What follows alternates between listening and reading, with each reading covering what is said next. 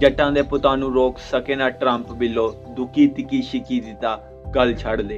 लेकिन नहीं, ट्रंप अब रोक सकता है। 104 भारतीय शहरियों को अमेरिका से निकाल दिया गया, लेकिन क्यों? क्या ये सब गैर कानूनी तरीके से रहने वाले लोग थे या इसके पीछे कोई और बड़ा खेल चल रहा था? इन लोगों को अमेरिका से क्यों निकाला गया? इनके साथ जहाज में क्या सलूक किया गया?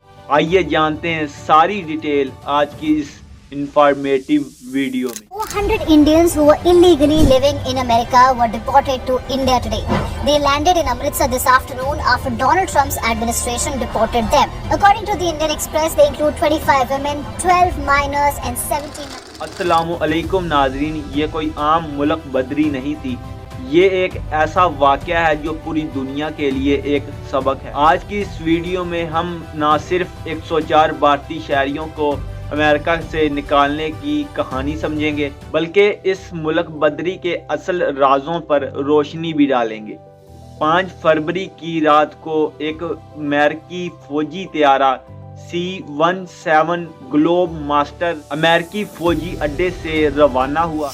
The use of military aircraft has raised a few eyebrows, given it's significantly more expensive than commercial planes. The US State Department says deportations like these are इस त्यारे में वो 104 लोग बैठे हुए थे जिसको कुछ दिन पहले ही गिरफ्तार किया गया था। हथकड़ियाँ, बेड़ियाँ और सहमे हुए चेहरे थे। Chained and handcuffed, a journey back to the motherland. ज्यादातर लोगों को अलग अलग छापों में गिरफ्तार किया गया था। कुछ को हवाई अड्डों पर से, कुछ को सड़कों से और कुछ को तो बराह रास्त उनके घरों से उठाया गया था। सबका एक ही जुर्म बताया गया था, अमेरिका में गैर कानूनी तरीके से दाखिला। लेकिन क्या ये सब सच है?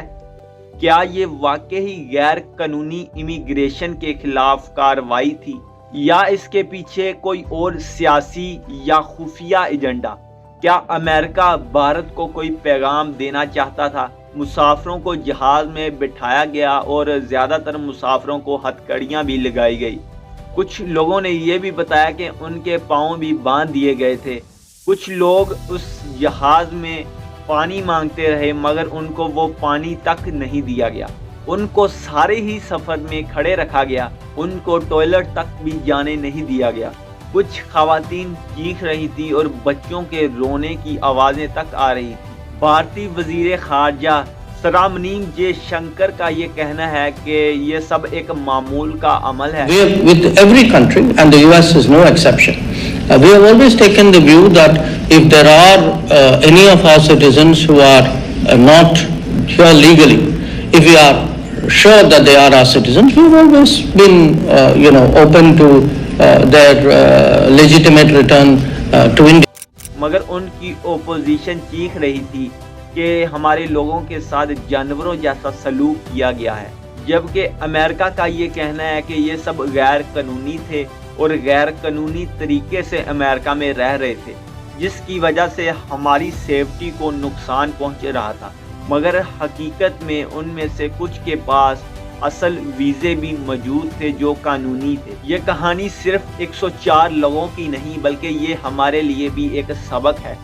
ये उन लोगों के लिए वार्निंग भी है जो किसी यूरोप में या फिर अमेरिका में गैर कानूनी तरीके से जाने के ख्वाब देख रहे हैं। हर साल हज़ारों नौजवान एजेंट्स को लाखों रुपए देकर गैर कानूनी तरीके से बाहर जाने की कोशिश करते हैं।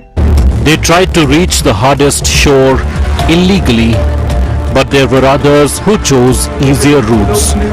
But some of them ended up in war zones. लेकिन इनमें से सिर्फ 1% लोग ही इसमें कामयाब हो पाते हैं। कितने लोग रास्ते में ही सैकड़ों मुश्किलात में मारे जाते हैं या फिर उनकी जेलों में सड़ते हैं। क्या आपकी जान सिर्फ एक वीज़े के लिए ही खतरे में डालने के काबिल है? ये 104 लोग हमारे लिए एक सबक है कि कैसे वो इतनी सैकड़ों मुश्किलात को पार करने के बावजूद अमेरिका पहुंच तो गए, मगर फिर इनको गिरफ्तार करके मुल्क बदर कर दिया गया। उनको अमेरिका से निकाल दिया गया क्योंकि वो गैर कानूनी तरीके से रह रहे थे और उनके ख्वाब मट्टी में मिल गए। अमेरिकी फौजी त्यारा उन 104 लोगों को साथ लेकर भारतीय फौजी अड्डे अमृतसर पर लैंड हुआ। अभी भी हजारों नौजवान लोग अमेरिका में या फिर यूरोप में गैर कानूनी तरीके से दाखिले के ख्वाब देख रहे हैं।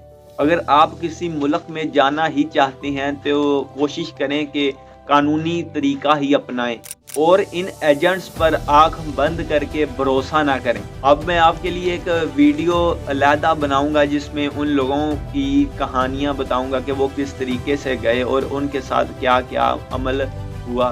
तो अगली वीडियो का इंतज़ार कीजिएगा। अब अगली वीडियो तक अहसन को दीजिए इजाज़त। अपना और अपने अजीज़ों का ख्याल रखिएगा, दुआओं में याद रखिएगा। अल्लाह हाफ़िज़।